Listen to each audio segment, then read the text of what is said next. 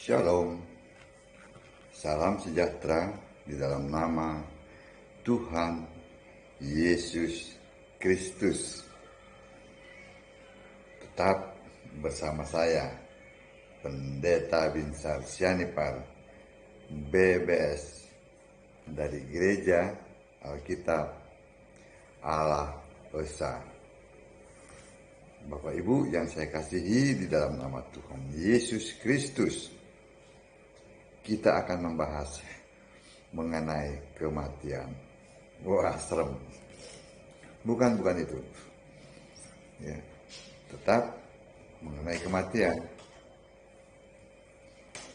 Kematian itu berbicara, yang saya maksud adalah mati sebelum waktunya. Nah, ini ya.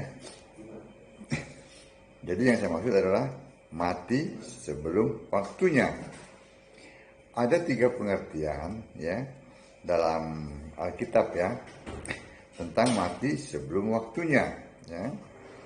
Dan ada hukuman ya yang menyertai ya bagi orang yang mati sebelum waktunya. Ternyata mati sebelum waktunya mengindikasikan orang ya atau orang-orang ya satu atau banyak itu ya adalah orang yang terhukum ya. Lalu menimbulkan pertanyaan ya, kenapa dia mati sebelum waktunya? Nah ini kenapa ya? Ada paling tidak ada juga 3 contoh ya dalam Alkitab tentang orang yang mati sebelum waktunya. Nanti akan saya uraikan. Yang pertama, bunuh diri ya. Terdapat dalam Kisah 16 ayat 27 ya. Dan Yohanes 8 ayat 22. Nanti akan saya kupas. Yang kedua, hukum fisik dari Allah ya. Yang terdapat dalam Kejadian 19 ayat 24. Itu mengenai Sodom dan Gomora. Lalu yang ketiga ya, dihukum dalam kesabaran Allah.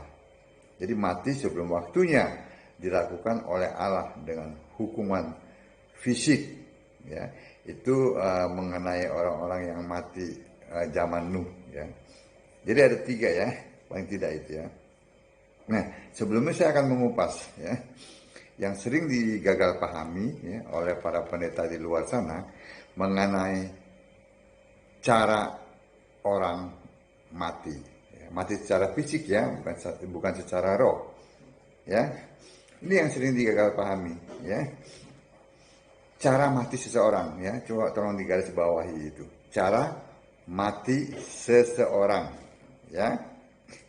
Seringkali ya kalau kita melihat mendengar ada orang yang dibunuh ya, oh itu dia mati sebelum waktunya.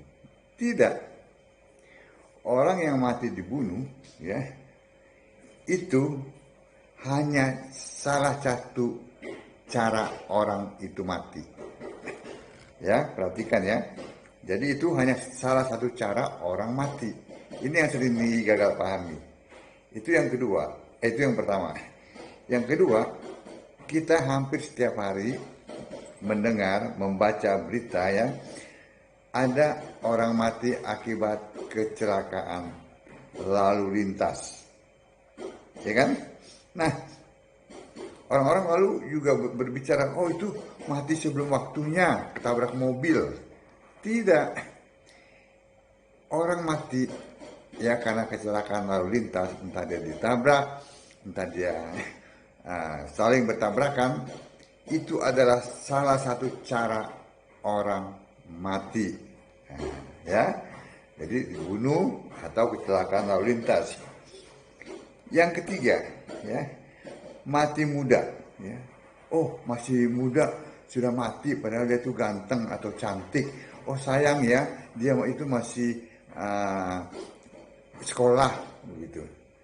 Itu sering digagal pahami juga, dikatakan orang tersebut adalah mati sebelum waktunya karena masih muda. Nah, Itu yang salah ya. Mau muda, mau tua, ya, mau apapun juga, ya, itu adalah cara orang mati, ya, cara orang untuk mati, begitu ya, mati secara fisik, ya. Lalu mulai deh ada isu-isu, oh itu rohnya itu gentayangan. Saya dulu waktu masih kecil-kecil tuh, kalau lagi jalan sama teman-teman kan, kalau sore hari, ya, jalan kan kalau sore hari menjelang malam tuh kan agak-agak sedikit-sedikit remang-remang ya, agak-agak gelap. Lalu teman ini suka berteriak, permisi, permisi, gitu. Anak bagong mau liwat. Saya pikir permisi sama siapa, saya lihat nggak ada orang, gitu ya, awalnya. Terus saya bingung gitu, karena masih kecil-kecil kan. Saya tanya, kamu permisi sama siapa? Gitu. Lalu dia bilang, ini sama yang penunggunya. Itu maksudnya ya. Jadi dia memahaminya ada roh-roh yang gentayangan, begitu. itu pemahaman-pemahaman dari luar Kristen. Ya. Jadi pendapat-pendapat seperti itu sangat salah sekali.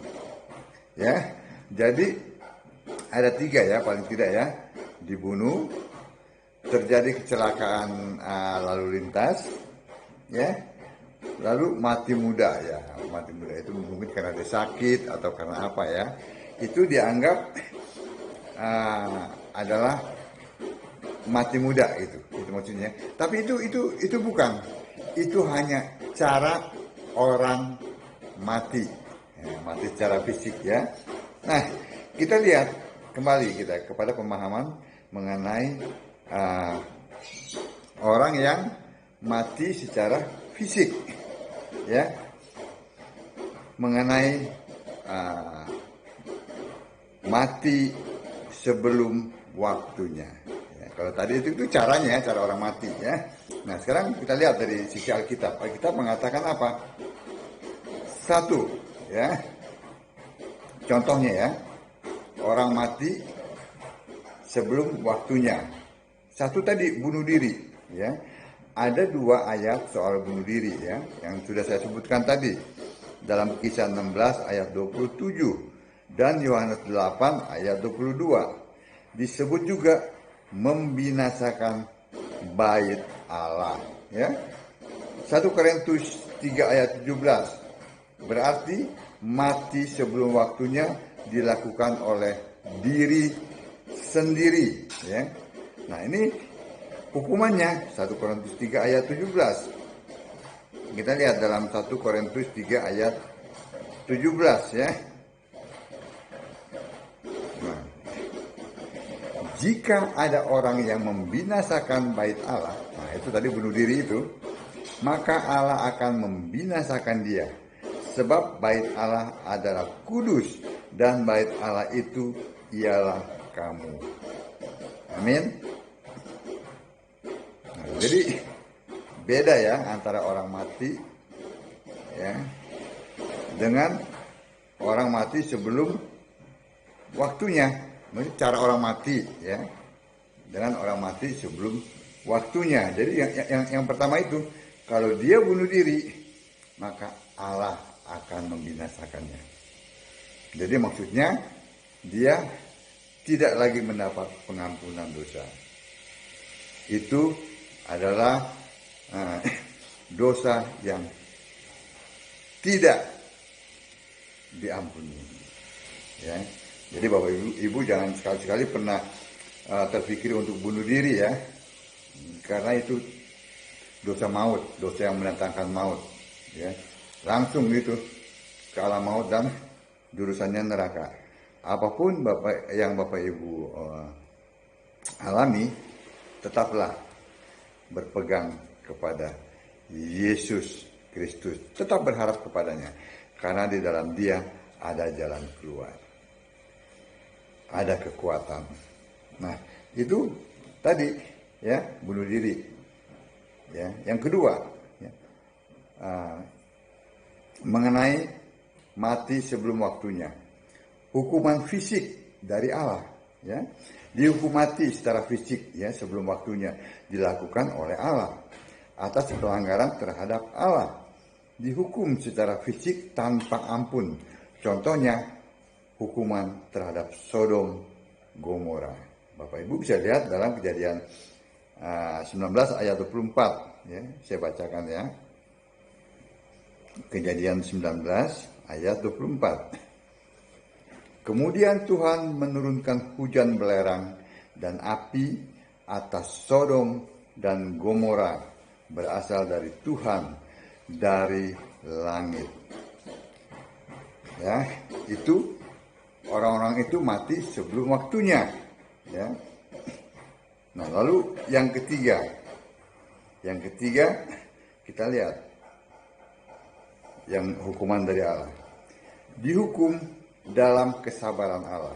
Ya. Maksudnya ya, mati sebelum waktunya dilakukan oleh Allah dengan hukuman fisik. Ya. Kenapa? Karena Allah menanti dengan sabar. Dan ternyata hanya 8 orang yang bisa diselamatkan. Ini mengenai orang-orang waktu zaman Nuh. Ya. Kita baca dari 1 Petrus 3 ayat 19 ya. 1 Petrus 3 ayat 19 dan 20. Ya, 1 Petrus 3 ayat 19 dan 20 ya. Dan di dalam roh ia pergi memberitakan Injil kepada roh-roh yang di dalam penjara. Ya, ini ingat ya, waktu Yesus mati, dia dalam roh, dia menginjili orang-orang yang di dalam penjara. Penjara mana? Yaitu kepada roh-roh mereka yang dahulu pada waktu Nuh tidak taat kepada Allah. Ketika Allah tetap menanti dengan sabar, waktu Nuh sedang mempersiapkan bahtera, di mana hanya sedikit, yaitu 8 orang yang diselamatkan oleh air bah. Nah, ini pernah jadi fenomenal. Beberapa tahun yang lalu, itu ada pendeta Tritunggal tuh, yang norak tuh, yang nggak baca Alkitab. Dia mengajak orang-orang untuk menginjili kuburan. Ini bukti bahwa pendeta ini benar-benar tidak baca Alkitab. Yang bisa menginjili ini hanya Yesus. Pada saat Yesus mati, dalam roh, dia itu yang menginjili. Nah, kalau pendeta itu mau menginjili, ya dia harus mati dulu. Kan rohnya yang menginjili. Nah, kalau tidak salah namanya pendeta apa di belakangnya itu ya. Samudra begitu ya. Tetapi dia sudah bertobat. Nah, di dalam kita membaca Alkitab, ya, kita harus memohon kepada Yesus Kristus. Yesus Kristus itu adalah Roh Kudus. Ingat, Allah satu, bukan 3. Ya, Yesus Kristus itu adalah Roh Kudus. Yesus Kristuslah yang mengilhami para nabi dan rasul untuk menulis Alkitab.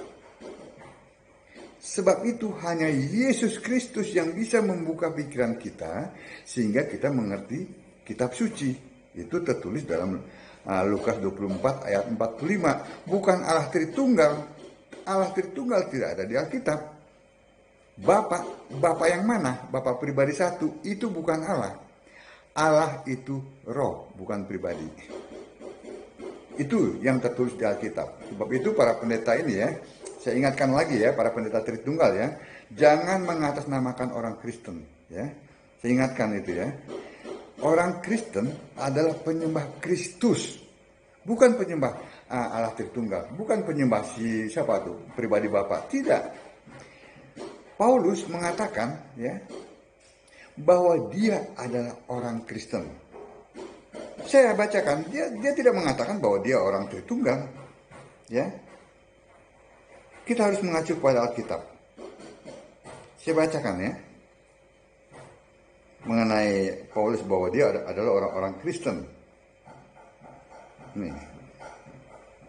Dalam 2 Korintus 12 ayat 2. Aku tahu tentang seorang Kristen. Ini dia bersaksi tentang dirinya, bagaimana dia diangkat ke surga. Aku tahu tentang seorang Kristen 14 tahun yang lampau, entah di dalam tubuh aku tidak tahu, entah di luar tubuh aku tidak tahu. Allah yang mengetahuinya. Orang itu tiba-tiba diangkat ke tingkat yang ketiga dari sorga. Ini Paulus, ya. Lalu kita lihat lagi, ya.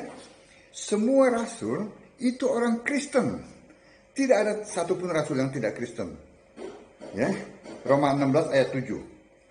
Salam kepada Andronikus dan Yunias, saudara-saudaraku yang sebangsa, yang pernah dipenjarakan bersama-sama dengan aku, yaitu orang-orang yang terpandang di antara para rasul, dan yang telah menjadi Kristen sebelum aku. Mana itu pendeta Tritunggal, Bro? Coba baca ayat ini, ya. Roma 16 ayat 7. Paulus mengatakan apa? Mereka sudah menjadi Kristen sebelum aku. Berarti Paulus pun orang Kristen. Bukan orang Tritunggal. Yesus tidak pernah mengajarkan Allah Tritunggal. Karena dia adalah Allah yang menjadi manusia. Dia tahu siapa dia. Nah ini kan para pendeta Tritunggal kan ngaco semua ini. Ya, hanya berdasarkan siapa pengajaran-pengajaran dari dosen-dosennya atau dari pendeta-pendetanya, lalu mengajar. Kalau kalian tidak mengerti, ya, saran saya belajar, jangan mengajar. Karena dari mimbar kalian mengajarkan kesesatan. Alkitab tidak pernah menulis Allah itu Tritunggal. Tritunggal itu munculnya abad ketiga. Setelah selesai, ini Alkitab nih ribuan tahun nih, ya perjanjian lama itu sudah selesai. Lalu dilanjutkan dengan perjanjian baru. Selesai abad pertama. Lalu kalian muncul di abad ketiga dengan mengatakan Allah Tritunggal itu adalah Allah. Mana buktinya? Di Alkitab tidak ada. Si Tertullianus yang kalian agung-agungkan, juga si Theophilus, mana namanya ada di Alkitab? Tidak ada. Berarti mereka tidak dipilih oleh Yesus untuk menulis kitab suci. Iya kan? Efesus 4 ayat 11. Hanya Yesus. Nah, jadi sekali lagi ya, untuk tidak rancu, ya, sebaiknya saya hanya menyarankan, ya, kalau secara hukum kan tidak bisa, ya kan? Tidak boleh, ya kan? Tidak boleh. Saya hanya menyarankan, ya, bagi kalian para pendeta Tritunggal yang sudah 99,99% mendominasi gereja, ya, cobalah kalian berpikir untuk menyatakan diri sebagai penganut Tritunggal, bukan penganut Allah Esa. Saya ada ayatnya dalam 2 Timotius 3 ayat 15. Saya bacakan untuk kalian semua ya. 2 Timotius 3 ya, ayat 15. Ingatlah juga bahwa dari kecil engkau sudah mengenal kitab suci. Nah, ini Paulus berkata kepada Timotius, anak rohaninya, ya kalau boleh dikatakan seperti itulah ya. Ingatlah juga bahwa dari kecil engkau sudah mengenal kitab suci yang dapat memberi hikmat kepadamu dan menuntun engkau kepada keselamatan. Perhatikan ya, oleh iman kepada Kristus Yesus. Keselamatan oleh iman kepada Kristus Yesus. Kristus Yesus, bukan kepada Allah Tritunggal, bukan kepada pribadi Bapa. Nah, kalian debat deh itu. Ya, kalian debat. Tidak pernah ada itu, ya, Tuhan Bapa tidak pernah. Yang ada Tuhan Yesus. Ya. Markus 12 ayat 29. Yesus sendiri yang mengatakan, ya, mengutip Ulangan 6 ayat 4, mengatakan Tuhan itu Allah.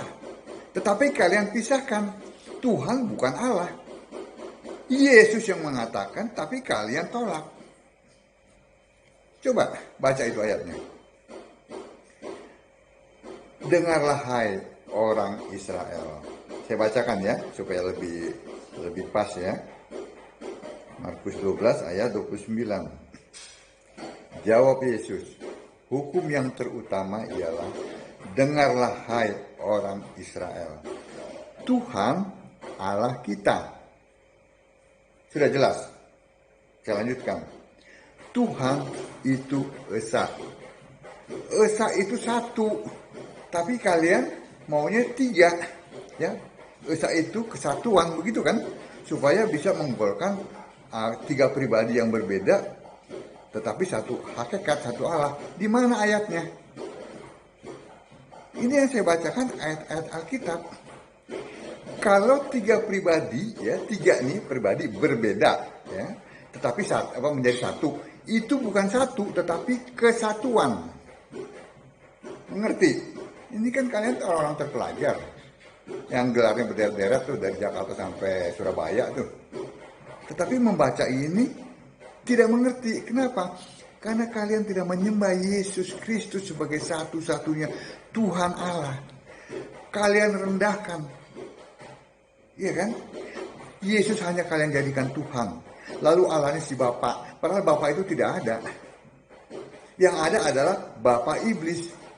Bapa Iblis ya Bapa segala dusta. Saya bacakan ayatnya. Ya, dari Yohanes 8 ya. Yohanes 8 ayat 44. Itu yang saya bacakan ayat-ayat Alkitab. Bukan buku-buku tafsir, bukan buku-buku teologi, bukan buku-buku filsafat. Ya, Yohanes 8 ayat 44. Ini Yesus sendiri yang mengatakan, iblislah yang menjadi bapakmu dan kamu ingin melakukan keinginan-keinginan bapakmu. Ia adalah pembunuh manusia sejak semula dan tidak hidup dalam kebenaran. Sebab di dalam dia tidak ada kebenaran. Apabila ia berkata dusta, ia berkata atas kehendaknya sendiri. Sebab ia adalah pendusta dan bapa segala dusta. Nah, bapa yang tidak ada di Alkitab, pribadi kesatu, yang kalian katakan pribadi kesatu itu, ya yang bukan Allah, itu adalah si iblis, bapa segala dusta. Dia pembohong. Jadi saya terlalu hanyut ya ke arah situ ya, karena saya hanya beberapa orang ya.